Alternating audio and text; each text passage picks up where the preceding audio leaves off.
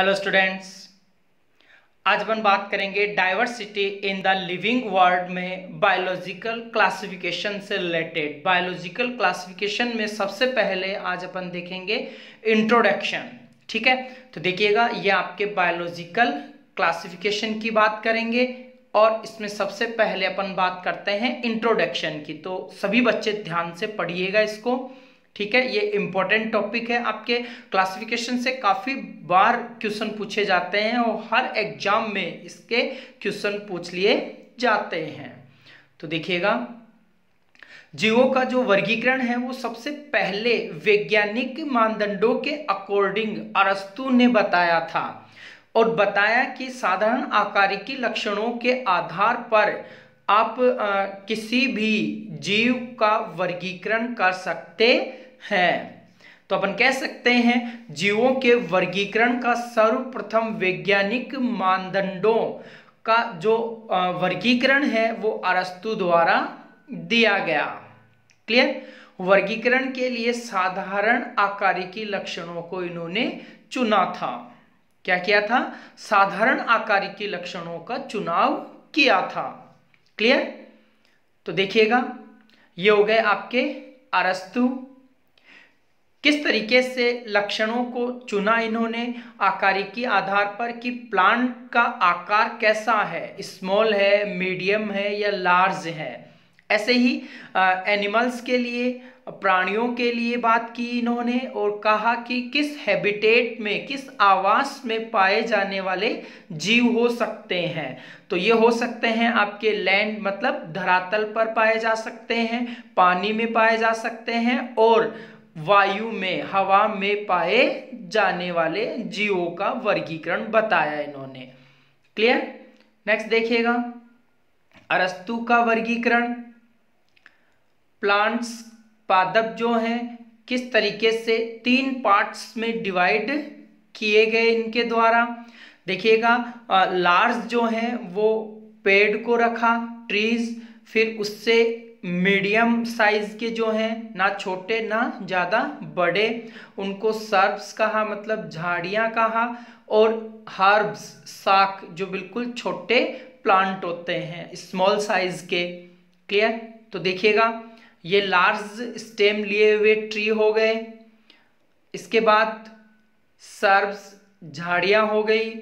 इसके बाद अपन देखते हैं ये हो गए शाक, जो छोटी हेजेज वगैरह आती हैं वो हो जाती हैं। ठीक है, नेक्स्ट देखिएगा, अरस्तु द्वारा जंतुओं का वर्गीकरण। जंतुओं का वर्गीकरण भी बताया गया अरस्तु द्वारा कि किस तरीके से अरस्तु ने 2 पार्ट्स में एनिमल्स को डिवाइड किया। एक एनिमल विथ रेड ब्लड जिसे इनाइमा कहा गया और दूसरा एनिमल्स विदाउट रेड ब्लड एनाइमा कहा गया। क्लियर?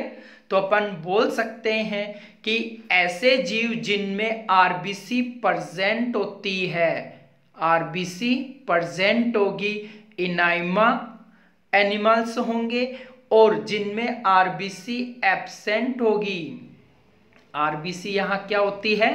एब्सेंट होती है, तो उसे एनिमल विदाउट रेड ब्लड कह दिया गया।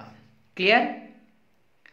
एग्जाम्पल देख लीजिएगा, यहां पर एग्जाम्पल है आपके, जैसे यहां पर हो जाएगा मैमल्स, लिजार्ड, बर्ड्स और फिशेस।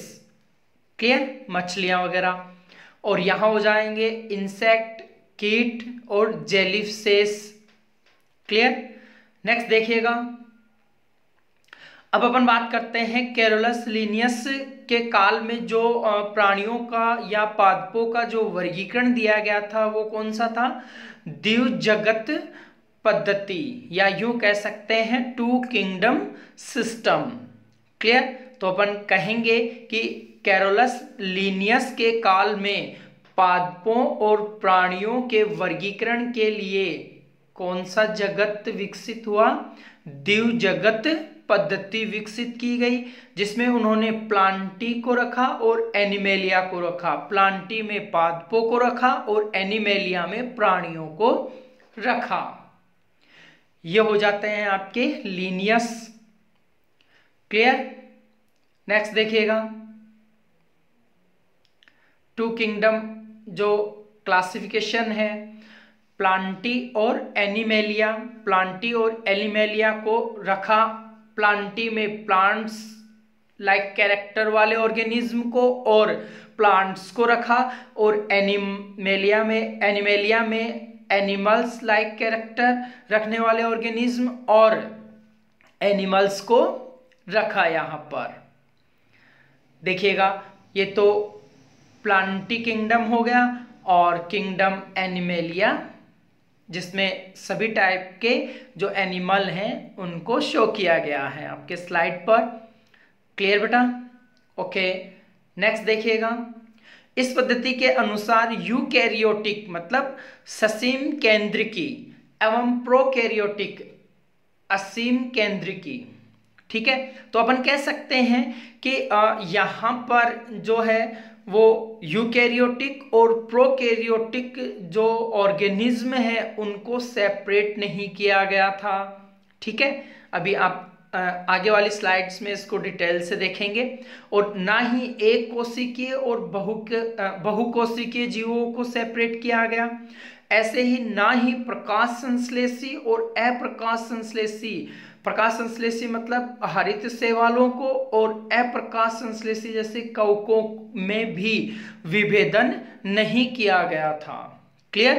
तो अपन कह सकते हैं कि इस पद्धति के अनुसार यूकैरियोटिक एवं प्रोकैरियोटिक, एक कोशिकीय एवं बहुकोशिकीय तथा प्रकाश संश्लेषण एवं अप्रकाश संश्लेषण के बीच, या संश्लेषी भी बोला जाता है इनको, के बीच विभेद स्थापित करना संभव नहीं था।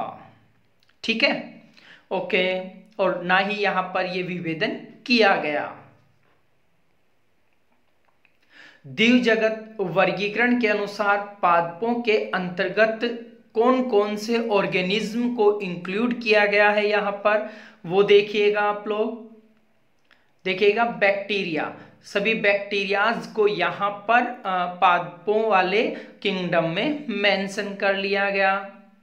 ये देखिएगा, बैक्टीरिया हो गए सारे, मतलब डिफरेंशिएट नहीं किया गया इनको अलग अलग, क्योंकि दो ही किंगडम बताया गया है यहां पर।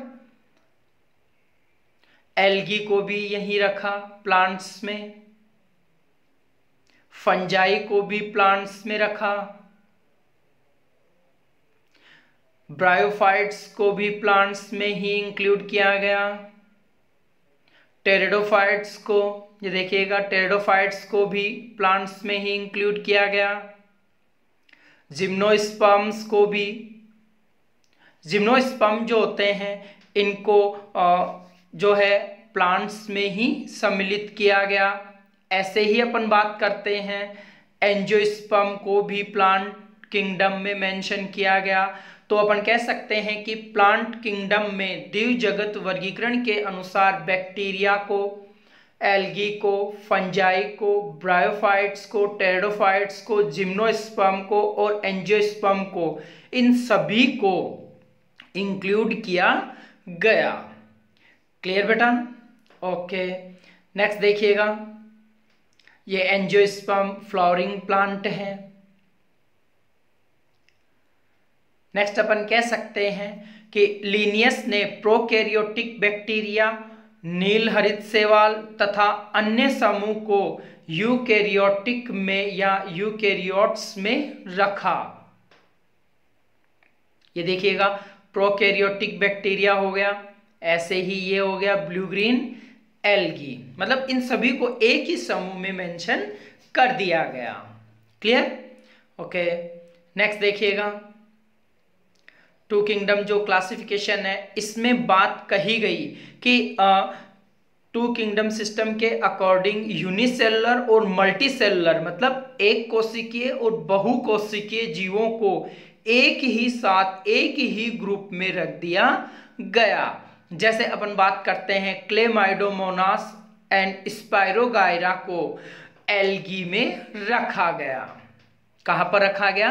क्लेमाइडोमोनास और स्पाइरोगायरा को एल्गी में मेंशन किया गया, एक ही साथ रख दिया गया। ये देखिएगा, ये क्लेमाइडोमोनास हो गया, ये स्पाइरोगायरा हो गया। क्लियर बेटा? ओके, नेक्स्ट देखिएगा। अब अपन यहां पर बात कर सकते हैं कि हेट्रोट्रोपिक और जो ऑटोट्रोपिक प्लांट है उनमें भी कोई सेपरेशन नहीं किया गया, जैसा कि अपन ने पिछली स्लाइड में अभी देखा है कि इस क्लासिफिकेशन के अकॉर्डिंग विषमपोषी और स्वयंपोषी पादपों और फंजाई मतलब कवकों में कोई भी विभेदन नहीं किया गया। क्लियर? ये देखिएगा, फंजाई हो गए, ये हो गए आपके ग्रीन प्लांट्स, इनमें कोई भी विभेदन नहीं किया गया, इनको एक साथ प्लांटी में रख दिया गया। फिर देखिएगा, अब अपन बात कर सकते हैं कि जो फंजाई की सेल वॉल होती है, कवक की कोशिका भित्ति जो होती है वो काइटिन की बनी होती है, ये ध्यान रखना है आपको। और प्लांट्स में कोशिका भित्ति जो होती है वो सेलुलोजिक होती है। कैसी होती है बेटा? सेलुलोज की बनी हुई होती है यहां पर। क्लियर? ओके, नेक्स्ट देखिएगा, यहां पर ये आपके काइटिन का स्ट्रक्चर आ गया है और ये आ गया आपके ग्लूकोज का सेलुलोज का स्ट्रक्चर। सेलुलोज का जो स्ट्रक्चर है उसको यहां पर रिप्रेजेंट किया गया है। क्लियर? ओके, नेक्स्ट देखिएगा,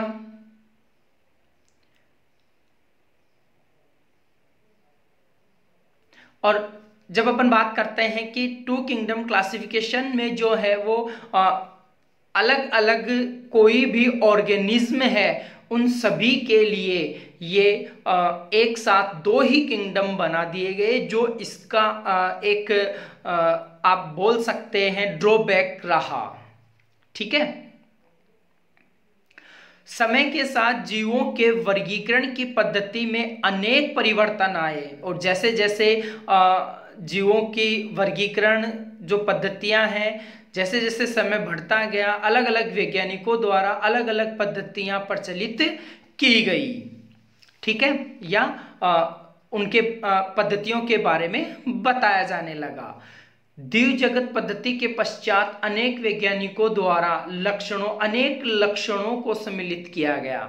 मतलब जब अपन बात कर सकते हैं कि यहाँ पर जो द्विजगत पद्धति है वो केवल सेल वॉल के बेसिस पर वर्गीकरण को बताती है और लक्षणों को इन्होंने इंक्लूड नहीं किया था, और यदि अन्य लक्षणों को भी इंक्लूड कर लिया गया होता तो ये थोड़ा सा अपडेट हो जाता।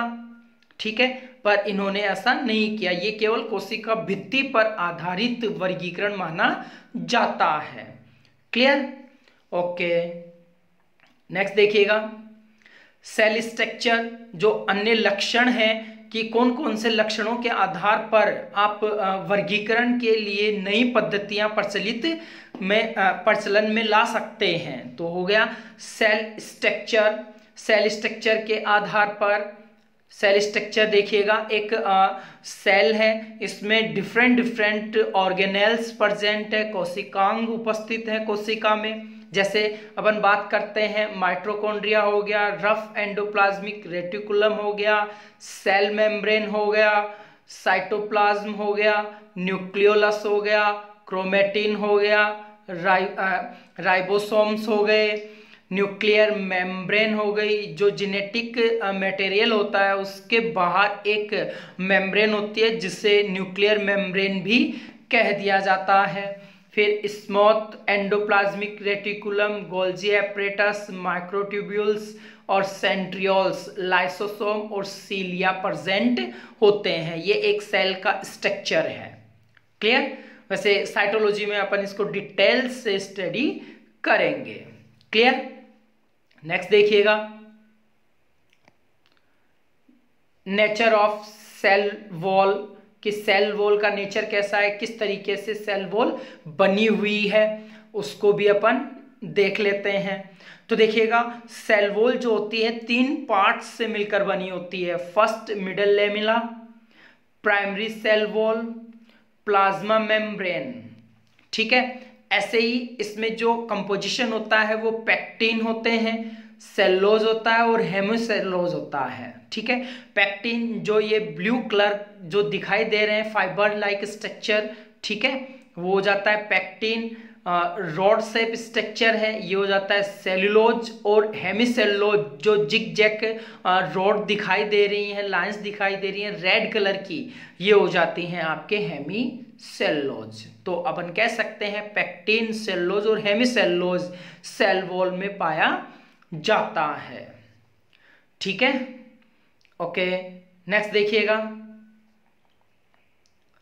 नेक्स्ट हो जाएगा आपके मोड ऑफ न्यूट्रिशन, कि किस तरीके से मोड ऑफ न्यूट्रिशन की पोषण किस तरीके से लिया जा रहा है, ऑटोट्रॉपिक है या हेट्रोट्रॉफिक है, ये सारा प्रोसेस अपन देखेंगे। जैसे यहाँ पर एक प्लांट को बताया गया है लाइट एनर्जी और कार्बन डाइऑक्साइड को ले रहा है और ग्लूकोज इज फॉर्म जो फूड प्रोडक्शन करता है, क्लोरोफिल इन लीव्स, ठीक है, और ऑक्सीजन रिलीज कर देता है। नेक्स्ट देखिएगा हैबिटेट के बेसिस पर कि किस तरीके से जो है हैबिटेट रखते हैं, कहाँ पाए जाते हैं, लैंड पे है, एयर में है या फिर वाटर में ऑर्गेनिज्म पाए जा रहे हैं या प्लांट्स पाए जा रहे हैं। मेथड ऑफ रिप्रोडक्शन की बात कर लेते हैं। मेथड ऑफ रिप्रोडक्शन में एक जो है आपके रिप्रोडक्शन साइकिल शो किया गया है, जिसमें प्लाज्मोगेमी, कैरियोगेमी, ठीक है, फिर मियोसिस, ये सारे जो प्रोसेस हैं वो इंडिविजुअल प्रोडक्शन के लिए किए जा रहे हैं। तो मोड ऑफ रिप्रोडक्शन एक कैरेक्टरिस्टिक यहाँ पर चूज किया गया। क्लियर? नेक्स्ट देखिएगा इवोल्यूशनरी रिलेशनशिप के बारे में यहाँ पर बताया गया कि कौन सा जीव किस जीव से समानता रखता है, उसके पूर्वज कौन थे, ये सारी बातें इंक्लूड की गई यहाँ पर। ठीक है, तो देखिएगा इस तरीके से कि कौन सा एंसेस्टर किस का है, किस ऑर्गेनिज्म से रिलेटेड है, ये सारी बातें बताई गई यहाँ पर। क्लियर बेटा? ओके, नेक्स्ट देखिएगा RH व्हिटेकर का 5 किंगडम क्लासिफिकेशन। अब अपन बात करते हैं RH व्हिटेकर के 5 किंगडम क्लासिफिकेशन की। 2 किंगडम क्लासिफिकेशन कंप्लीट हो गया बेटा। ठीक है, अब अपन बात करते हैं RH व्हिटेकर ने जो है 1969 में 5 किंगडम क्लासिफिकेशन को बताया कि 2 जगत नहीं होते हैं, कितने जगत होते हैं? 5 जगत होते हैं। और सबसे ज्यादा जो प्रचलित वर्गीकरण माना जाता है वो 5 किंगडम क्लासिफिकेशन ही है। ठीक है, द्वीप जगत के बाद जो है वो सबसे प्रचलन में रहने वाला 5 किंगडम क्लासिफिकेशन ही है जो RH व्हिटेकर द्वारा बताया गया। ये देखिएगा, ये आपके हो गए RH Whittaker. Clear? 5 kingdom classification में देखिएगा कि किस तरीके से 5 किंगडम को बताया इन्होंने कि 5 किंगडम होते हैं, जिसमें फर्स्ट किंगडम मोनेरा हो गया, kingdom protista, kingdom fungi, kingdom Plantae, kingdom animalia को इन्होंने इंट्रोड्यूस किया। ठीक है, किंगडम मोनेरा जो है ऑर्गेनिज्म की स्लाइड्स बताई गई हैं, देखिएगा। प्रोटिस्टा की देखिएगा, फिर फंजाई की, ये देखिएगा। इसके बाद प्लांटी की, प्लांट्स डिफरेंट टाइप के प्लांट्स हो गए यहाँ पर। फिर देखिएगा यहाँ पर एनिमल्स के different types of animals show किए जा रहे हैं यहाँ पर। क्लियर बेटा? ओके, नेक्स्ट देखिएगा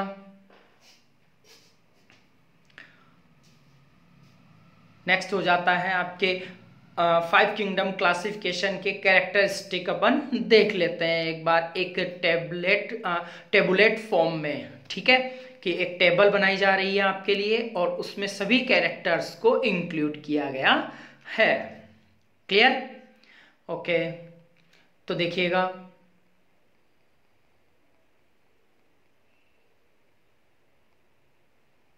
फर्स्ट है सेल टाइप, कोशिका का प्रकार, कि ऑर्गेनिज्म में किंगडम्स में कोशिका का जो टाइप है वो कैसा है।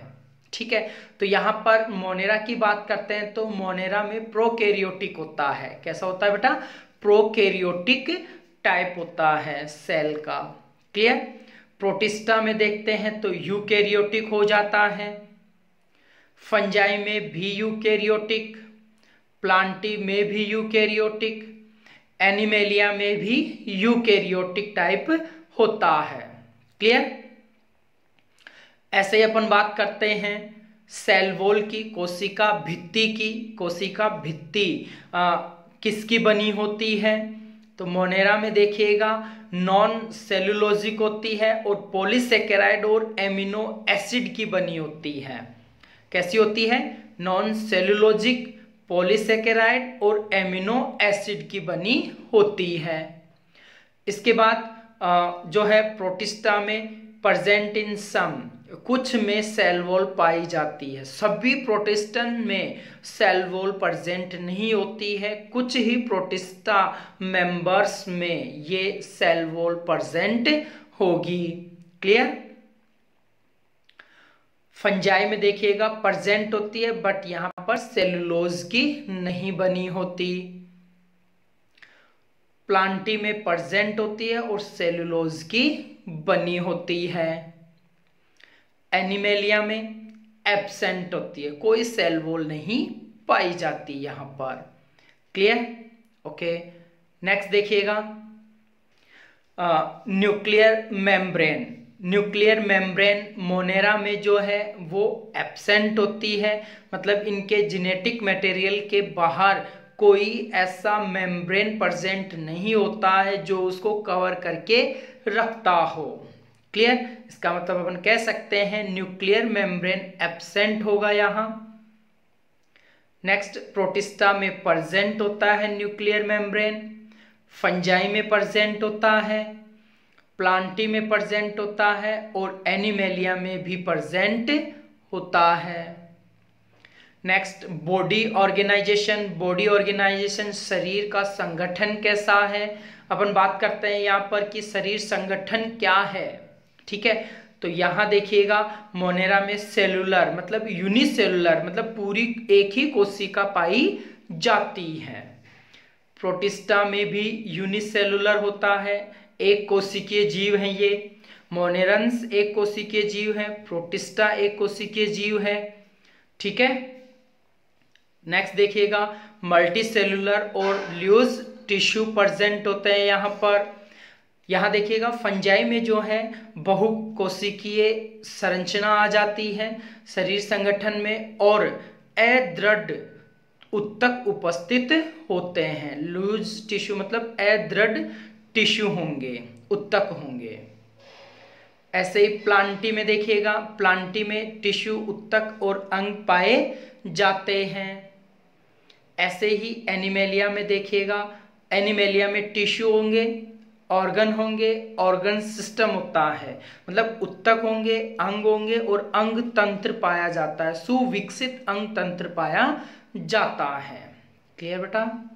ओके, नेक्स्ट देखिएगा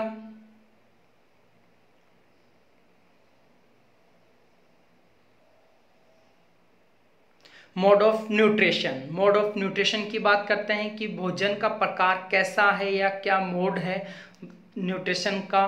तो यहाँ मोनेरा में बात करते हैं तो अपन देख सकते हैं ऑटोट्रॉफिक हो जाएगा। ठीक है, ऑटोट्रॉफिक मतलब स्वयंपोषी। स्वयंपोषी में अपन बात कर सकते हैं कीमोसिंथेटिक। ठीक है, और फोटोसिंथेटिक। कीमोसिंथेटिक की बात करते हैं तो अपन कह सकते हैं रसायन जो है, रसायनों को ये लेते हैं न्यूट्रिशन के रूप में। ऐसे ही फोटोसिंथेटिक प्रकाश संश्लेषी हो सकते हैं, हेट्रोट्रोफिक भी होते हैं जैसे सेप्रोफाइटिक और पैरासाइटिक, ठीक है, परपोसी टाइप से ये जो है न्यूट्रिशन ले सकते हैं। ऐसे ही प्रोटिस्टा की बात करें, ऑटोट्रोफिक हो जाते हैं, फोटोसिंथेटिक हो जाते हैं और हेट्रोट्रोफिक होंगे। क्लियर? ओके। नेक्स्ट जो है फंजाई, हेट्रोट्रोफिक हो जाएगा, सेप्रोफाइटिक और पैरासिटिक हो जाएगा। प्लांटी में ऑटोट्रोफिक होता है, टोटली फोटोसिंथेटिक होते हैं, प्रकाश संश्लेषण द्वारा भोजन प्राप्त करते हैं या भोजन का निर्माण करते हैं। एनिमेलिया में हेट्रोट्रोफिक होता है, होलोजोइक हो जाता है या सेप्रोफाइटिक होता है। क्लियर बेटा? ओके। तो यहाँ पर जो है वो अपन बात कर सकते हैं कि 5 जगत वर्गीकरण में कौन कौन से क्या क्या इंक्लूड किया गया है। तो देखिएगा, सभी प्रोकैरियोटिक ऑर्गेनिज्म जो हैं, जीव हैं, उनको कहाँ रखा गया बेटा? मोनेरा में रखा गया है। ठीक है, तो अपन कह सकते हैं कि सभी प्रोकैरियोटिक जीवों को एक साथ किंगडम मोनेरा में रखा गया है। ठीक है, और यूनिसेलुलर एक कोशिकीय यूकैरियोटिक ऑर्गेनिज्म जो हैं उनको कहाँ रखा गया है? किंगडम प्रोटिस्टा में रखा गया है। किंगडम प्रोटिस्टा जो है प्रोटिस्टेंस हो गए ये आपके। क्लियर? इसके बाद अपन बात करते हैं कुछ एग्जाम्पल, जैसे क्लेमाइडोमोनास और क्लोरेला। ठीक है, क्लेमाइडोमोनास हो गया और क्लोरेला जो है वो हो गया। इनको कहाँ रखा गया है? किंगडम प्लांटी में, या यूं कह सकते हैं क्लेमाइडोमोनास क्लोरेला को पैलेस इन प्लांट किंगडम में मेंशन किया गया है। नेक्स्ट जो है आपके एग्जाम्पल पैरामीशियम और अमीबा। पैरामीशियम और अमीबा हो जाएगा, ये देखिएगा, so beautiful slide, amoeba and paramecium. ये अमीबा हो गया और ये पैरामीशियम हो गया आपके। क्लियर बेटा? ओके। नेक्स्ट देखिएगा, यहाँ पर इनको एनिमेलिया में रखा गया, एनिमल किंगडम में मेंशन किया गया 5 किंगडम सिस्टम के according. Okay. Fungi were placed in a separate kingdom, और फंजाई जो हैं उनका सेपरेट किंगडम ही बना दिया गया। क्लियर? ठीक है, अब कुछ क्वेश्चंस देख लेते हैं कि अरिस्टोटल का जो क्लासिफिकेशन है वो किस पे आधारित था। तो अभी अपन ने पढ़ा है कि morphological character, physiological character, secondary characters या ऑल द अबव। तो अपन बात कर सकते हैं मॉर्फोलॉजिकल कैरेक्टर, आकारिकी के आधार पर रहा। फिर हो जाएगा यहाँ पर 2 kingdom classification are propose by, आप सभी को पता है कि 2 किंगडम क्लासिफिकेशन किसने दिया था? लीनियस द्वारा, कैरोलस लीनियस द्वारा दिया गया।